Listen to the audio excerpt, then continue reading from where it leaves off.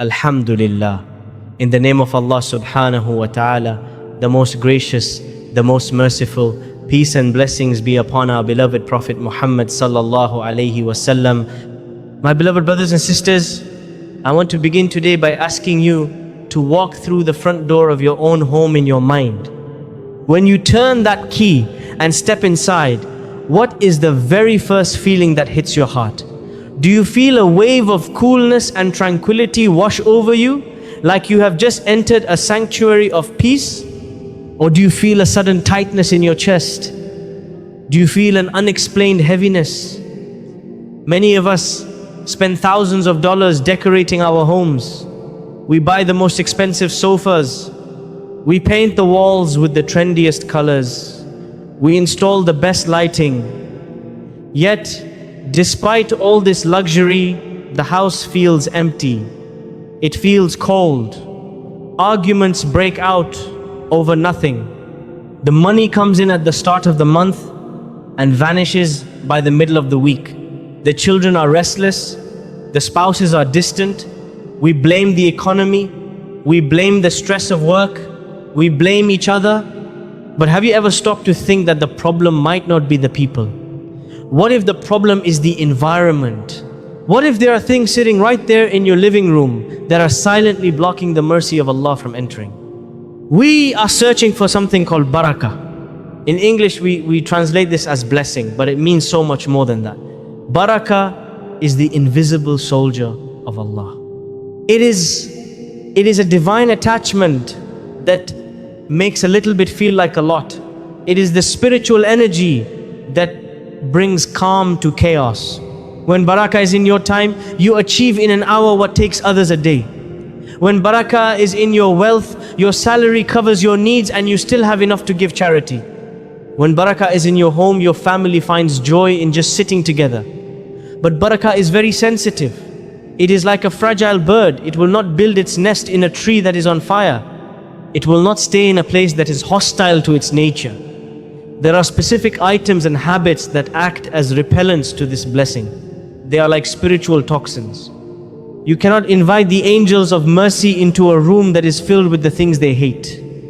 You cannot expect the light of Allah to shine in a place where we have voluntarily placed darkness.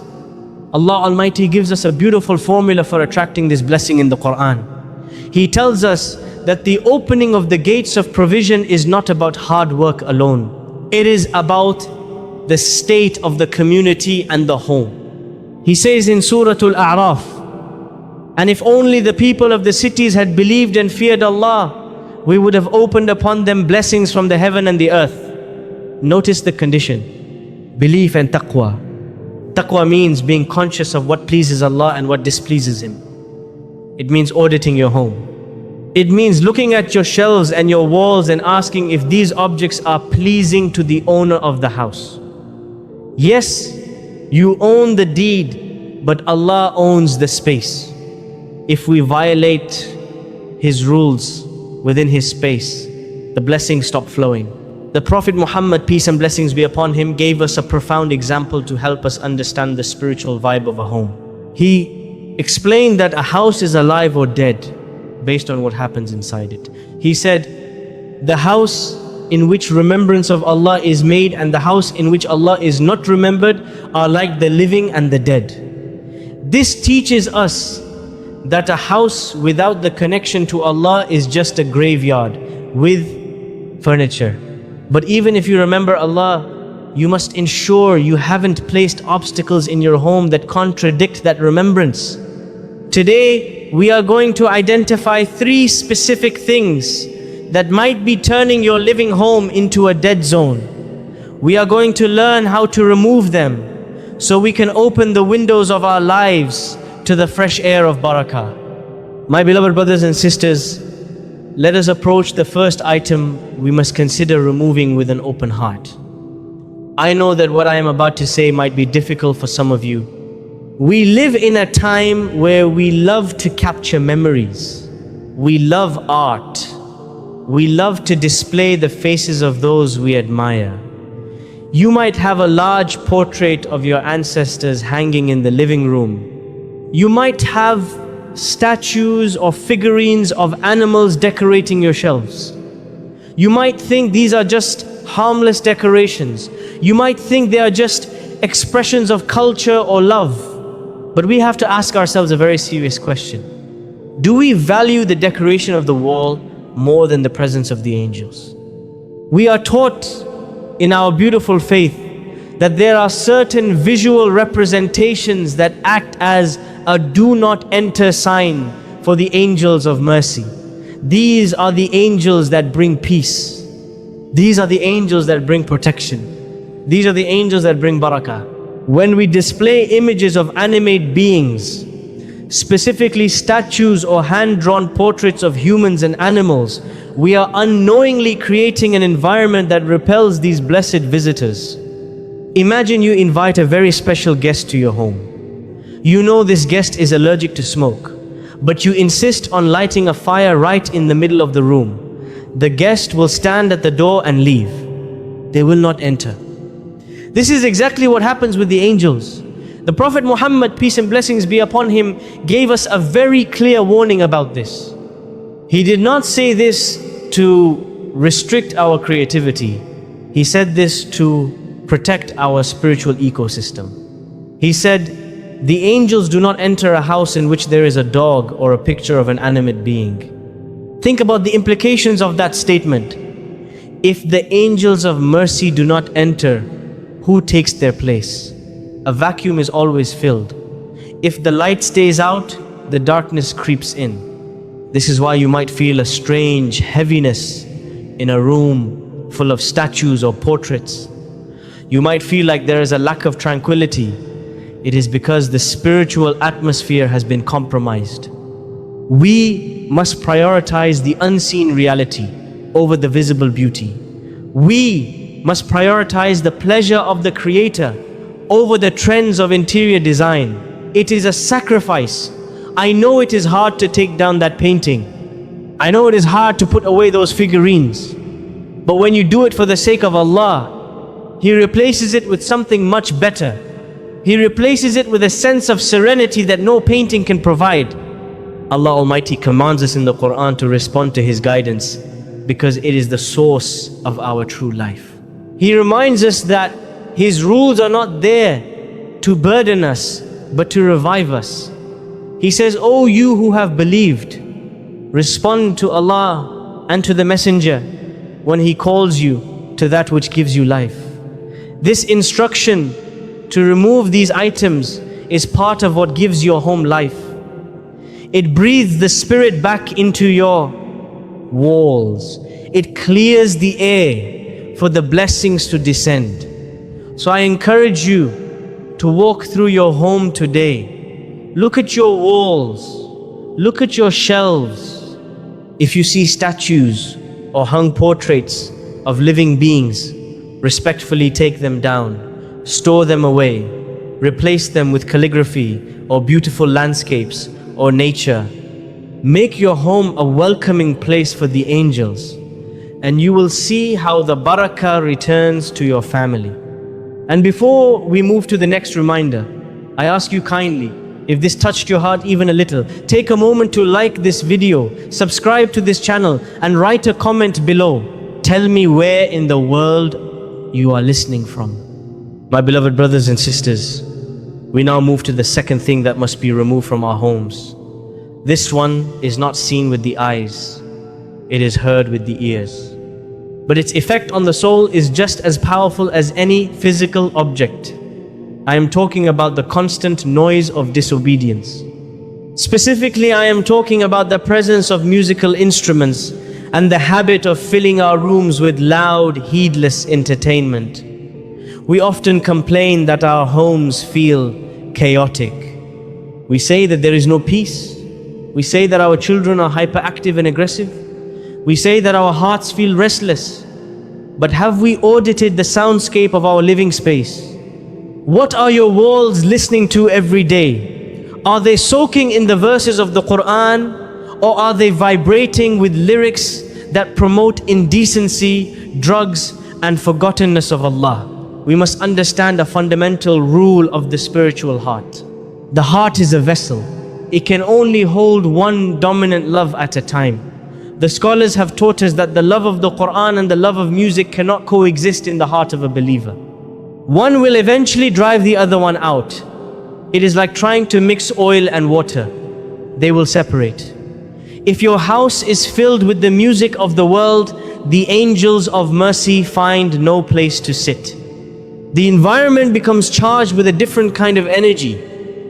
It becomes a playground for the devils who thrive on noise and distraction. You cannot turn your home into a nightclub and expect it to feel like a mosque. You cannot invite the sounds of the devil and expect to hear the whisper of the angels. Allah Almighty warns us in the Quran about the danger of distractions that pull the heart away from the truth. He describes a specific type of person who trades the wisdom of Allah for empty noise. He says, and of the people is he who buys the amusement of speech to mislead from the way of Allah without knowledge and takes it in ridicule. Those will have a humiliating punishment. Many scholars of the earliest generations explain that amusement of speech refers to music and singing that distracts from the remembrance of Allah. When we pay for this noise, when we bring the speakers and the instruments into our homes, we are essentially buying a distraction that pushes barakah out of the door. The Prophet Muhammad, peace and blessings be upon him, gave us a very specific description of how the angels react to certain sounds. He spoke about something as simple as a bell, which was used in those times for travel or decoration. He said, the bell is the musical instrument of Satan. If a simple bell is described as the instrument of the devil, imagine what he would say about the lyrics and the beats we hear today. These sounds create a barrier. They harden the heart. They make the Quran feel heavy on the tongue. So my advice to you is to do a digital and physical declutter. Remove the instruments that gather dust. Turn off the constant background noise. Replace it with the recitation of the Quran. Replace it with silence. You will be shocked at how quickly the peace returns to your family when you change the soundtrack of your home. My beloved brothers and sisters, we arrive at the third and perhaps the most surprising thing you must remove from your house. This is not a statue. It is not an instrument. It is something much more subtle. It is the excessive clutter and the accumulation of broken, useless items that you are hoarding just in case. You might be thinking, what does clutter have to do with spirituality? It has everything to do with it. We are a people of cleanliness and order. Our faith is built on the concept of tahara, purification. We purify our hearts, we purify our bodies, but we often neglect the purification of our environment. When your home is filled with piles of old clothes you never wear, broken appliances you will never fix, and boxes of junk that haven't been opened in years, you are creating stagnant energy. You are blocking the flow. Physical clutter leads to mental clutter. When your eyes constantly see chaos, your mind feels chaotic. It becomes difficult to focus in your prayer. It becomes difficult to find stillness. But more importantly, hoarding prevents the circulation of wealth, which is a key to barakah. When you hold on to things you do not need, you are essentially telling Allah that you do not trust Him to provide for you in the future. You are operating from a mindset of scarcity. You are thinking, I better keep this broken toaster because I might be poor one day.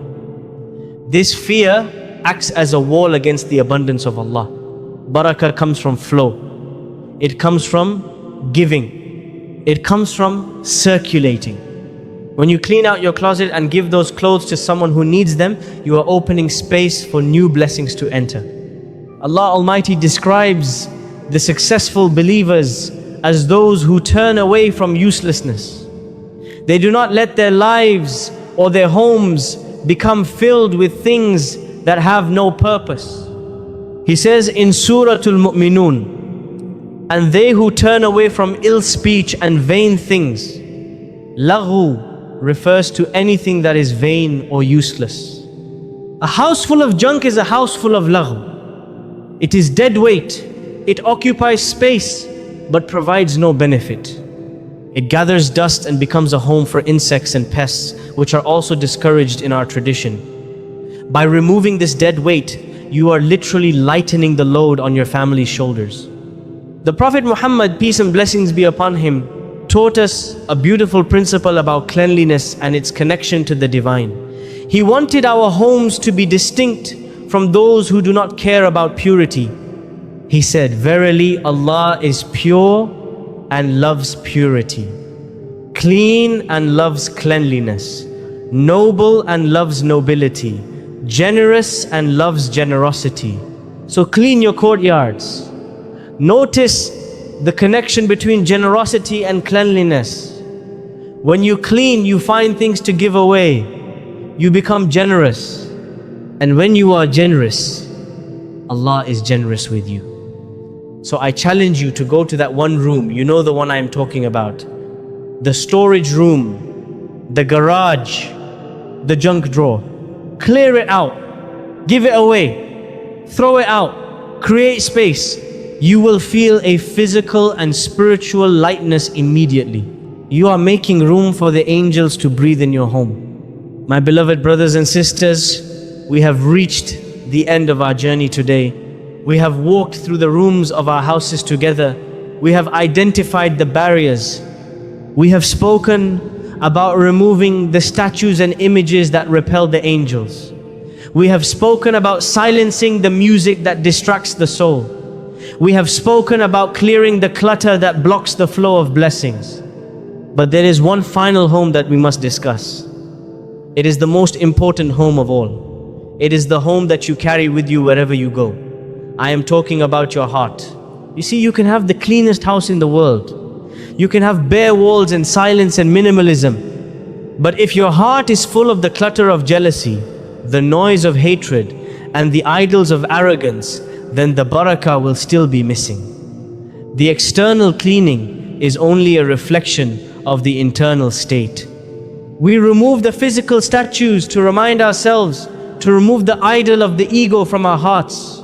We remove the physical noise to remind ourselves, to silence the whispers of shaitan in our chests. We remove the physical junk to remind ourselves to let go of our grudges and our past hurts. The house of brick and mortar is just a shell. The real house is the one inside your chest. If that house is dark, no amount of sunlight in your living room can save you. But if that house is lit with the light of Iman, then even a small hut becomes a palace of peace. This is the ultimate secret. The environment matters, yes, but the condition of the dweller matters even more. You are the energy of your home. Your mood, your character, and your connection with Allah set the temperature for everyone else living under that roof. Allah Almighty describes the ideal homes of the believers in a beautiful verse in Surah An-Nur. He does not describe the furniture or the size of the rooms.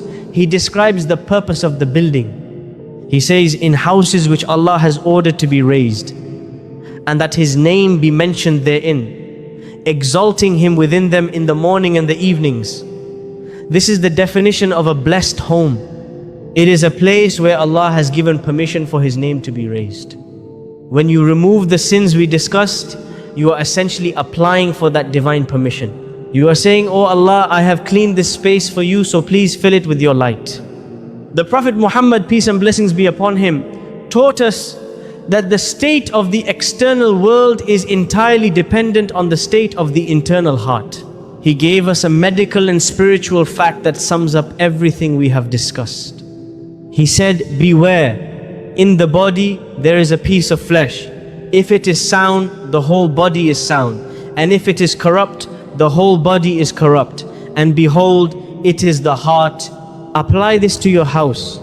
If the heart of the father is sound, if the heart of the mother is sound, then the whole house will be sound.